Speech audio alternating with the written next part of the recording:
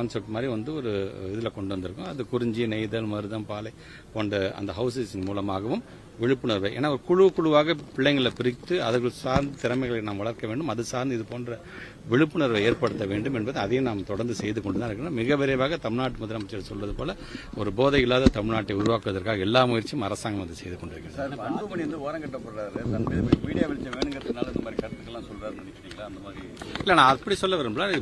அது அவங்களோட கட்சி சார்ந்து பல்வேறு விதமான பிரச்சனைகள், அது அவங்களோட சொந்த பிரச்சனை, அதில் நம்ம தலையிட தேவையில்லை.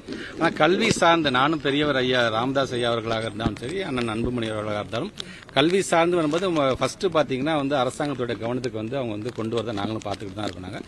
அப்படி வரும்போது தான் அது எது உண்மைத்தன்மை இருக்குன்றது, எது உள்ளபடியே சென்சிபிளா இருக்குது, அது உள்ளபடியே நான் தப்பு தான் சார்ட் அவுட் பண்ணிக்க வேண்டும் என்கிற விதத்தில் தான் எங்களோட டிபார்ட்மெண்ட்லையும் நாங்கள் கருத்துக்களை நாங்கள் பரிமாறிக்கொள்ளும். டிபார்ட்மெண்ட் வரும்பொழுது ரிவ்யூ மீட்டிங்ல பார்த்தீங்கன்னா எல்லா தலைவர்களுடைய கருத்துக்கள் நம்மளை பாராட்டினாலும் சரி, விமர்சனம் செய்தாலும் சரி, நம்மளை கண்டனம் தெரிவித்தாலும் அது ஒரு மைய பொருளாக வைத்து விவாதிப்பது வழக்கம். அதில் உண்மைத்தன்மை இருந்ததுன்னு சொன்னால் உடனே அதை திருத்திக் கொள்ள வேண்டும் என்கின்ற அந்த ஆணையை தான் ஒரு அமைச்சராக நான் அதை செய்து கொண்டேன்.